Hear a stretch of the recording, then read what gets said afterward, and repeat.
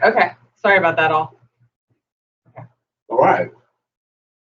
Okay. Good morning, everybody. We want to spend a few minutes talking about hazard mitigation grants. And we'll spend a little extra time talking about that new BRIC grant. But let's get the basics out of the way first. So we'll talk about the basics first. So what is mitigation? You can go to the next slide.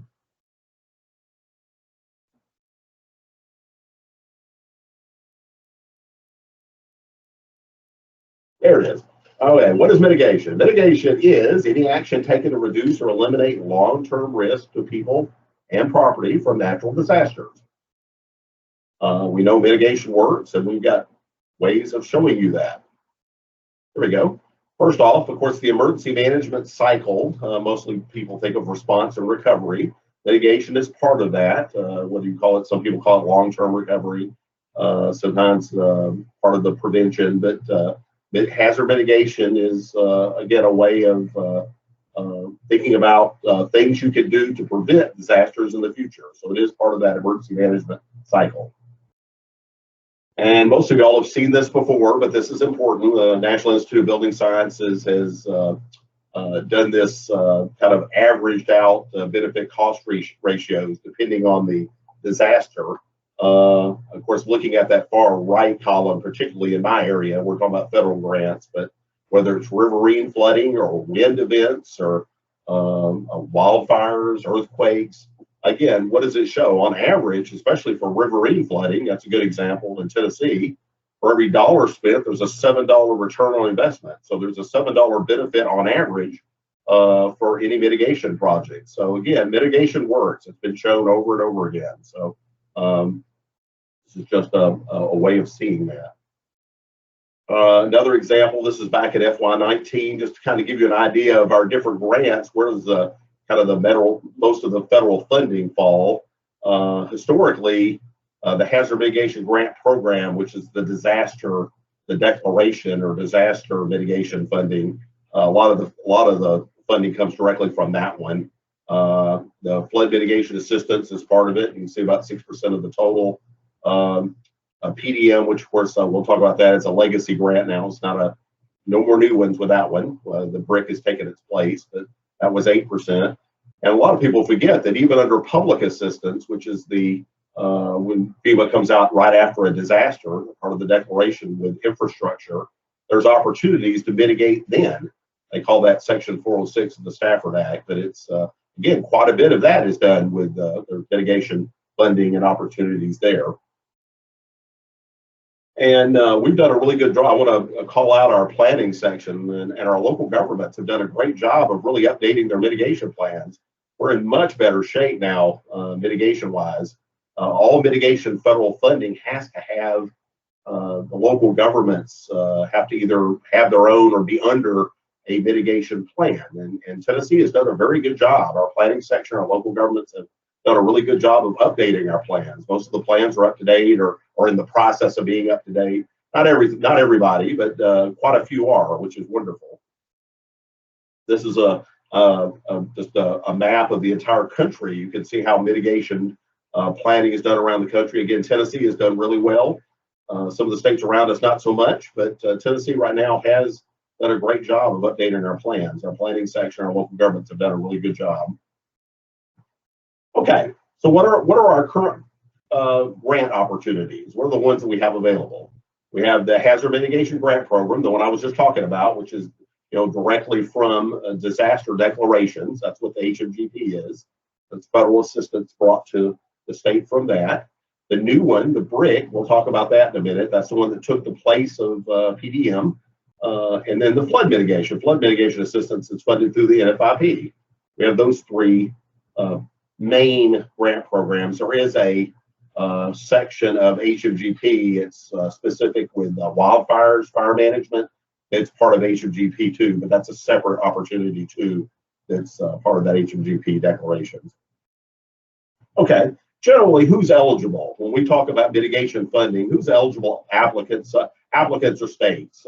Sub-applicants would be primarily state agencies and local governments. Of course, federal. We also have federally recognized Native American tribes. We don't have any of those officially in Tennessee. But again, local governments, counties, city governments, state agencies, those are the primary people that can get funding directly with mitigation. Now, under HMGP, private nonprofit, especially critical private nonprofits, can also get funding. And also there's a special opportunity under BRIC. We'll talk about that in a minute for groups too. But generally, it's state agencies and local governments, county and city governments. Okay, this is kind of a breakdown of the different types of federal funding. Under HMGP, again, those disaster grants, declaration grants, local governments can get, again, the normal federal share is 75-25, 75 federal, 25 non-federal. But the state of Tennessee will split the local share. So the local government only has to pay 12.5% in a HMGP. Another one of the nice incentives for the HMGP grants is the local governments are able to get a less local share. It doesn't cost them as much, which is a big advantage. Again, that post-fire HMGP, we do have those occasionally. Again, that's only when we ask for and get a declaration, or what they call an FMAG, fire management. We can get mitigation funding through that, and if we do, it's just 75-25 straight up. The BRIC grant is also 75-25, 75-25. There's no state share under that. You can, if they have identified what they call small impoverished, or I think they use the term disadvantaged communities now, you can get a higher cost share if that's part of, if they're involved in a project under BRIC, you can get a 90-10 cost share. Again, we can work with you on that, but if it's, usually it's communities less than 3,000 people, I think the average per capita income has to be less than 80% of the national average, something like that. But again, we'll work with you, but you can get a better cost share for those communities. Flood mitigation assistance generally under FMA, it's 75-25. But if you're doing acquisition projects, which is the primary project we do under FMA usually, there are things called rep loss properties. Y'all probably are familiar with those. If your properties are identified as a repetitive loss or severe repetitive loss, you can get a better cost share. And so that's the big advantage under FMA, that if you have those identified properties, you can get a better cost share. We'll talk about that a little bit in a minute. But that's kind of the differences in the funding. Okay, let's talk about HMGP, the primary one most people think about, the disaster declaration one. Okay, under HMGP, and I'm going to use the example here as the most recent disaster we had. Again, forgive me, we talk in FEMA numbers. You hear us say that all the time. So when you see 4609, that's just the FEMA identified number for that disaster, but it's the disaster or the flooding that we had in Humphreys and Houston County, those counties over there a few months ago. We have federal funding, and generally the funding that we get for HMGP is we get 15% of the federal assistance that's brought to the state. So whether it's public assistance or IA individual assistance or both, we get 15%. So we use that money for mitigation, and we have a year. They will give us a year after the disaster declaration to actually submit an application or submit our projects. We usually don't want to take a year anymore. We usually take about 6 or 7 months. So anytime you see, and if you'll see it on our website, we'll talk about it, but these things called deadlines, you'll see a deadline. Again, we have to draw a line in the sand with our grants at some point in time because we have to work with governments on their projects. But we usually do about a 6 or 7 month time period. So the deadline you'll see something called pre-application form or a letter of intent. It's the same thing. It's basically just letting us know that, no, you really want to do a project. Here it is. This is what the project is, and here's a point of contact to talk to about the project. Again, the reason we have that is, I say this all the time, but people talk to me all the time about mitigation, and they want to do it, and it sounds wonderful, and let's do it, but they don't ever do it. So this way, we know for sure that you really want to do a project. That's what this letter of intent is. We'll talk about this in a few minutes, but again, part of this, we're really trying to streamline this to try, at least from the state end, as much as we possibly can. We've got that form completely online now. If you go to our mitigation grant program page on the TEMA website, you can fill it out online and hit submit. It's all online. So we'll talk about that a little bit more in a minute. But and you have till April. That deadline on that disaster is not till next April. So we have mitigation opportunities, and I'll have a slide later that shows everything we have right now. But again, the funding depends on that disaster declaration. We get 15% of whatever it is that's brought to the state. Another big advantage of HMGP is, unlike some of the other grants, it's not nationally competitive. It's Tennessee. So this is funding that's brought to Tennessee. It is competitive in Tennessee, but again, it's Tennessee. It's not every state and every community across the country, which is nice. And again, you have that state split of the local share, which is a big advantage. Okay, what are some of the eligible projects under HMG? Pretty much everything. Again, it has to be mitigation. You'd be surprised some of the inquiries I get about funding, but again, you got to be mitigating something. That mitigation opportunity or project you want to do has to be in your plan too. That's important. So when you put a mitigation plan together, whatever it is, whether it's a backup generator or if you're doing some type of property acquisition project or soil stabilization project, it has to be mentioned as a strategy or a priority in your plan. So that's important to remember that. But all of these mitigation type of opportunities are available, so you can do these. Okay, we'll talk about BRIC. BRIC is the new one. That's what a lot of people want to hear about, so we'll talk about BRIC. BRIC is kind of weird. It's the Building Resilient Infrastructure in Communities. That name is kind of strange. I know our director doesn't like that name much either. But anyway, it's the new PDM. It's the new nationally competitive grant. It took the place of the old PDM. Again, who's eligible? Pretty much it's, again, besides, of course, states, but local governments, state agencies, tribal governments. Those are the primary sub-applicants.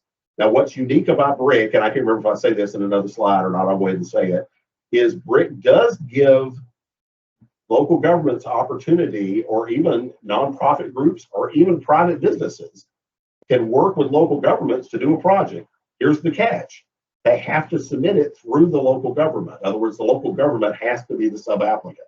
So if a nonprofit group is wanting to build a safe room, maybe a community safe room in a community, if they work with the community, get the community to actually apply for them, it can be done. So that's another advantage in BRIC, that you're able to do that. So that's something to remember. But generally, again, it's local government, state agencies. Okay, basic requirements. It's basically the same. Again, it's important. It has to be mitigation. You got to have a local mitigation plan in place that's current and approved. You have to either have your own plan or be under a plan. You've adopted under a plan if you're a city and a county or something like that. You just have to be under a current mitigation plan. You have to have your community has to be part of the National Flood Insurance Program. That's important. You got to be in good standing with NFIP. Part of the application will require a local commitment of that non-federal share. So whether it's 25% or 12.5%, or less, whatever it is, you just have to have that commitment for that amount of money. That's part of the application. And again, under BRIC, there's no state share. It's just 75-25. So in this instance, it would be 25%. Now, I will say this, and I think I mentioned this in a minute, that non-federal share, there are ways you can use things called in-kind costs. You can use in-kind costs to cover that. We have a link on our website, and I'll talk about that more in a minute, with detail on what that means. What are some of the things you can use? If somebody donates warehouse space or volunteers or something like that, you can count that for your local share. So that's important to know, and you can get that information. Okay, the BRIC was put together, it was from this Disaster Recovery Reform Act that was signed a few years ago. Again, it took the place of the PDM. The big difference with BRIC, and we'll talk about this in a minute, is they're trying to really go after larger community-wide type mitigation. Because we're not looking for a one culvert enlargement of one road. These are for generally for larger, more community-wide type of mitigation. The NOFO, or Notification of Funding Opportunity, we have a link online for detail. If you want to go into detail about what this grant is, that NOFO is where you want to go. It has just about everything you can think of. All the detail is in that. And we have the link online. Again, another big difference is PDM, like FMA is now, it was a congressionally decided upon year-to-year grant. BRIC isn't that way. BRIC's going to be here every year. It's not going to be decided on. We had some years where Congress didn't even fund EDM. BRIC is going to be funded every year, and we'll talk about how that works in just a second. But it is nationally competitive, but it's not a congressionally decided upon year-to-year grant, so that's a good thing. So BRIC, how's BRIC funded? BRIC is funded, it's a 6% set aside from every disaster, every declaration in a year. So what they do is they take 180 days after a declaration, they take whatever 6% of the federal assistance for that disaster, no matter how big it is, they set it aside in the pot for BRIC. That's what BRIC is going to be. So all of that together for that current year will be the funding for the next year. That's how they're going to do that. So it's going to depend on the number of disasters the United States has every year. So that's how BRIC will be funded going forward. Again, we're talking about the emphasis on larger community-based type projects, primarily infrastructure, things that will support multiple community lifelines. Specifically for this year, again, it's big. The national competitive part is over $900 million, so it's a huge grant. Also, the big advantage of this grant is it takes large projects. We don't normally send up $50 million projects, but they will take projects up to $50 million. Again, this is supposed to be for larger infrastructure type projects. There is a state allocation. Each state got $1 million. So we'll talk about what that is a little bit in a second, but what the difference is. But mostly this grant is, most of the funding is this national competition. There is a new system that they're using. They started last year. It's called FEMA Go. It works pretty well. They're still working out a few little kinks in it, but it's a web-based system. You sign into it. We have information on how to get into it on our website. And of course, we can help you with that too. But that is actually pretty nice. You can do it all online. It's not a paper application. You can submit it online. So it's reviewed online, and then states take all the projects and then submit it at one time. So that's pretty nice. And hopefully they'll tweak that as they go forward to make it, again, the whole purpose is supposedly to make it streamlined, more streamlined, so and simple, or simpler. So let's hope they'll continue to do that. The important thing with this grant to remember is because most of these projects are nationally competitive, you're going up against every state, every community, every project they're sending up. So even though there is over $900 million, there's a lot of competition for that money. So FEMA, has developed these criteria, these like incentives. There's a technical incentive and a qualitative incentive. This is a lot of what they're going to look at to evaluate your project when they start looking at the grant funding and who's going to be earmarked to move forward. So we highly recommend, and we have these online. You can go online and look at the breakdown for the technical criteria and the qualitative criteria. What is FEMA looking for? So again, you're trying to sell yourself on these projects. You have to. Things like, do you use nature-based solutions? Is there some way to include nature-based solutions? We have information on our website about those, detailing it. What does that mean? Do you have any disadvantaged communities? Is it part of your project? You get extra points for that if you do that. Are you using things like partnerships? Are you partnering with somebody, nonprofit group or somebody else that's helping you with this? Make sure you show that on your project. You get points for that in your application. And there are other things like that, but those are the kind of things you want to make sure you include in your application as much as you can, especially for this nationally competitive part. Again, we talked about the in-kind cost to help cover your local share. There's examples online. We have an entire fact sheet online that gives you detail about that. But there's some examples. Again, whether it's materials or land service use, volunteers. We've had communities that have literally almost covered their entire local share with in-kind costs. In cost of any cash, they did it with in-kind, and FEMA allows that as long as it's again what is covered under what they make it as in-kind costs. FEMA does encourage partnerships. That's part of the incentives. if you can partner with somebody, whether it's a nonprofit group. This is a common question I get asked all the time. What if it's another federal group? The only thing you can't do is you can't mix federal funding. So if you have a comprehensive project, say you got a comprehensive flood control, and maybe the Corps of Engineers is doing some projects over here, you can still do BRIC and do something over here as part of a bigger comprehensive flood control project. That's okay. You just can't mix the federal funding. That's the only catch. But again, if you show that you're partnering with this other group, you get extra points for that. So that's a good thing. Disadvantaged communities, we talked about that. Again, you get points for that.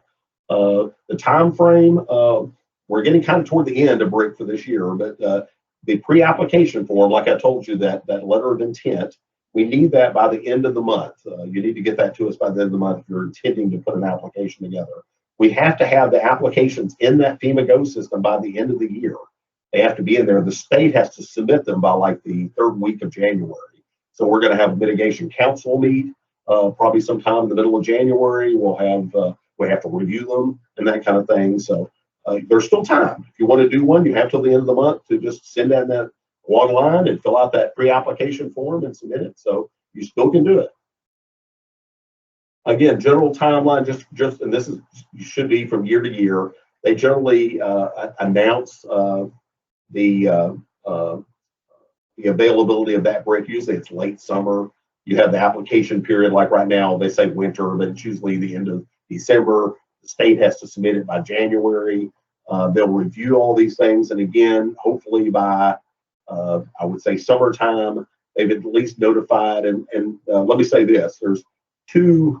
The most important is that first decision, that first hurdle to get over is what is earmarked to move forward. And what that is it's part of the funding. That's the big piece. I mean, the second piece is FEMA's just going to review it like normal. Then they're going to go through the normal review process in the project. And getting over that first hurdle of the funding and being included with the grant is the big thing, really. And that should be decided usually by summer or late summer. So that's kind of how that works. Again, under BRIC, pretty much everything that's eligible. I mean, again, you want to think larger community-wide type projects, but pretty much anything. And again, remember, community-wide is, I guess that's somewhat subjective.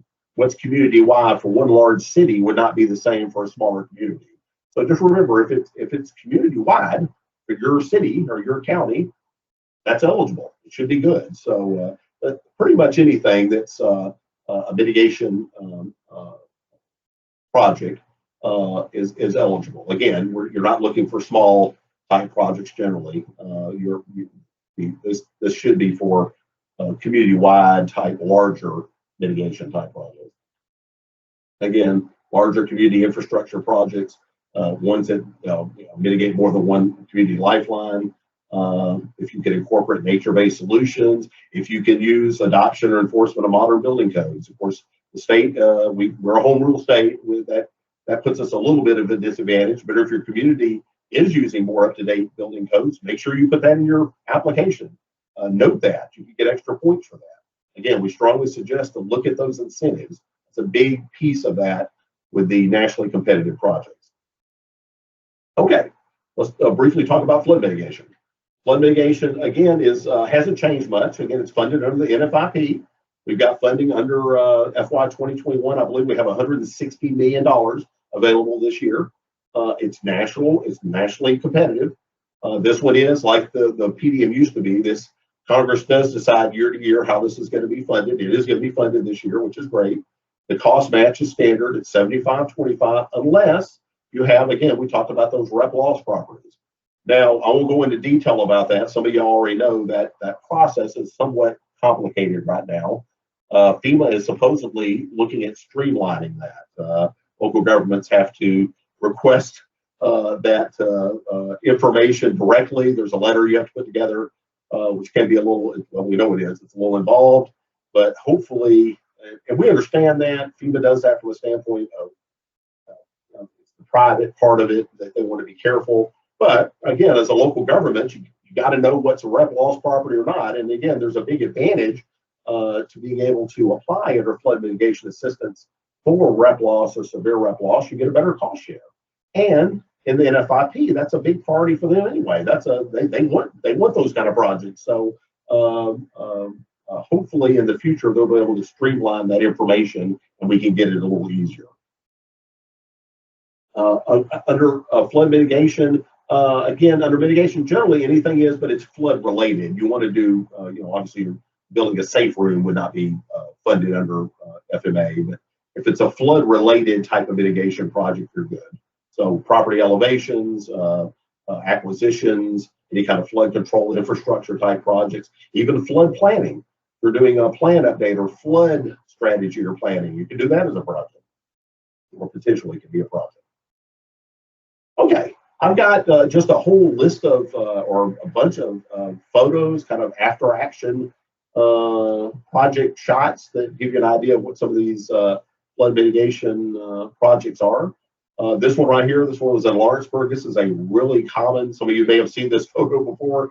This is a really common mitigation project. You have road washouts, right? Roads wash out, and we have a lot of inland, obviously inland flooding in Tennessee. This mitigation project could be done under public assistance, what we talked about before, that Section 406 mitigation. It could be done under that, or it could be done under us, the Section 404, either way. But again, what they've done here is you can tell they've replaced the road, but instead of just fixing it back the way it was before, they've gone in there and they've enlarged the corrugated metal pipes. You got bigger culvert, bigger corrugated metal pipes that hopefully will process the flow of water better in the future than it's done in the past. So you don't have roads washed out, you don't have properties washed out. And again, right, mitigation, it works.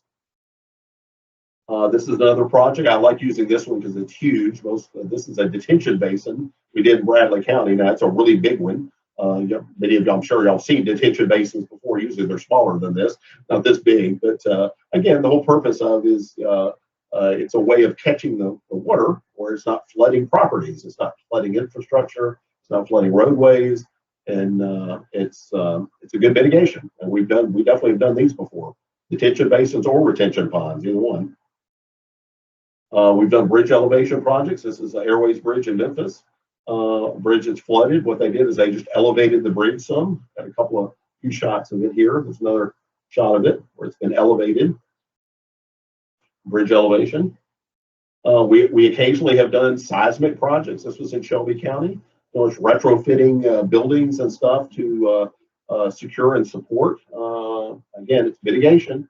It can be done even for seismic type work. Community safe rooms. This is a good example. This is City of New Johnsonville in Humphreys County. They put together a nice community safe room there a few years ago. And we certainly have done lots of these across the state, but this is a great mitigation project. There's another one, a community safe room in Dyersburg, storm shelter they put together. This is a most recent one. In fact, this is the most recent one on here. I just took these pictures. I think we did the final inspection about a little over a month ago. Murray County put in a backup generator. You can see the backup generator in the 911 center. We do those now. They can be done as a mitigation project. So if it's a critical facility like a 911 center or a medical center or a fire hall or anything like that, a water treatment plant, you can put a backup generator in. FEMA considers that mitigation. So we could do that. That's in Murray County. And the most common thing we do more of these than anything in Tennessee. They're acquisition demolition. This is some land that apparently a structure, a property, a home, or some property used to sit. It probably flooded. This is in Giles County and probably numerous times. And so the property owners sold the property to the local community, to the county, and they acquired it and demolished it and turned it into green space. The great thing about that is if it floods again, it doesn't matter.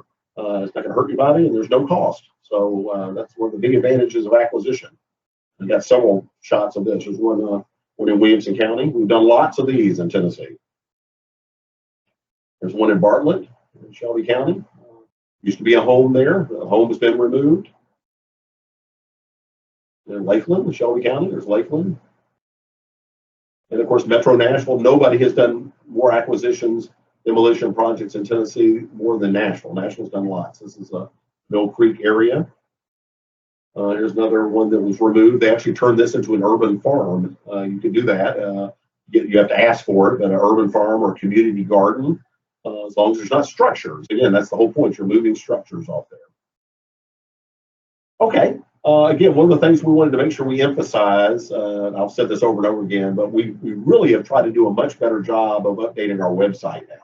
If you go to the TEMA website, we've got links there, but the mitigation grant program there at the bottom gives you detail about all these grants. It's got hyperlinks to the FEMA information, to the FEMA Go information, nature-based solutions, many other things, contact information. So please go there and check it out. Our planning area has updated the website too. A lot of great information on mitigation plans. In fact, to make it easy, we've got the hyperlinks there, but I'll just let you know, if you go to the TEMA website, go to the TEMA agency, go to the bottom of the page, we have a hyperlink right there. You go right to the mitigation grant program, you just click on it. So we made it super simple to streamline it. And like I had said before, that pre-application form or letter of intent, statement of intent, every state has something like this. Again, it's just a notification for us that you really want to do a project. And it's basically one page. You're telling us what's the project, what's the estimated cost, who's the contact person we can talk to. It's just some basic questions, and that way we can work with you on getting that application together. And here, this is what you guys want to know. What do we have available right now?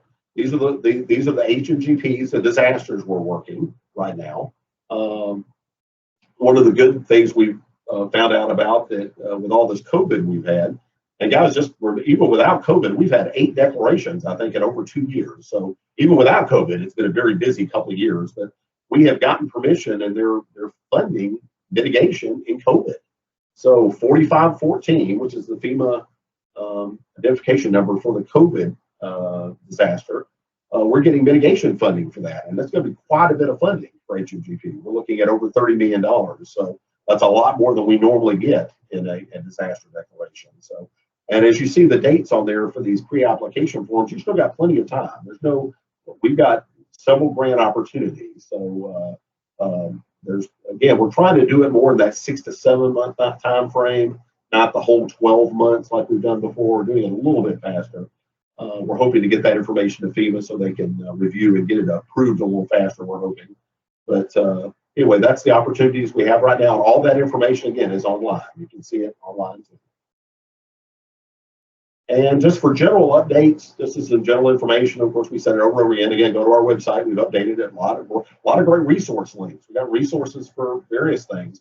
TDAC, Ben Bolton, provided us with great grant resource information on there. It's not even mitigation. It's other funding sources that you can use to mitigate. And so we've got a link on that for that too. So that's some really good information. Just to let you know, we are in the process. In fact, it's just going live now. We've got a new database system we're starting to use. It's called EM Grants Pro. You'll find out more about that in the future, but we're trying to get that going, and that should, again, help us streamline and be able to submit things like quarterly reports in the future and stuff. Should make it easier. We're still working with that. Something else we made easier too, just to let you know, on our website, again, looking at ways to streamline. We're trying to think, well, people can't remember. Doug, I don't remember what your email address is, or don't remember who Donna or Carrie's email address is. Well, you don't have to worry about it. We have and it's online. You can see it. It's hazardmitigation@tn.gov. If a local government official wants to do a mitigation project or has a question, they can just email us that. We get that information. It'll get sent to us. So again, another way of just trying to simplify it. You can get the information without having to for people to worry about, I don't remember what your contact information is, but we do have phone numbers on the website too, though. You can call us. Again, that pre-application form you can fill it out completely online. That new FEMA application process for BRIC and FMA, it's only available for BRIC and FMA right now. Eventually, they're telling us it's going to be everything, but eventually, I don't know what that means. Maybe year or 2, 3 years down the line, I don't know, but that FEMA Go system is the web-based system that's new for BRIC and FMA. And again, we're trying to use that 6 to 7 month timeline with the HMGPs. And this is just for general information. Of course, a lot of us are working what we call AWS. A lot of us are working from home now, but our our staff are always in the office on Wednesdays. I'm usually up here on Mondays too, a lot now too. But of course, we work with you anytime. I mean, contact us. We'll do whatever we need to do to work with you. But if you happen to be with TEMA or around it, we're here on Wednesdays anyway, just for your information. So just to let you know that. And here's our contact information. Here's our staff. Myself, Donna Holden's been with us for years, knows mitigation backwards and forwards. Stephanie does our finance, works on processing your payments and that kind of thing. Of course, Carrie works on a lot of our front end stuff. You'll probably work with Carrie a lot with the application development, but any of us can work with you. So that's our contact information if you need it. And that's it. That's all I have. All right. So does anybody have any questions?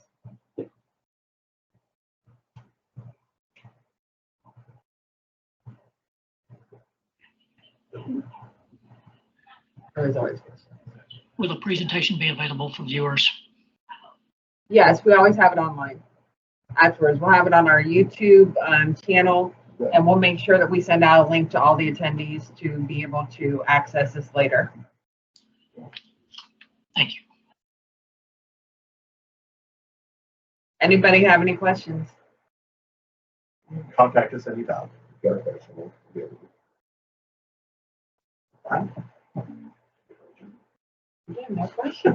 Well, thank you very much.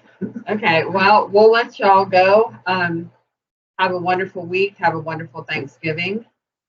And safe travels to y'all. And if you need anything, I'm here every day in the office. So if you need anything or have any questions or need to get a hold of Doug and his staff or can't remember who, reach out and we'll get you to the right person.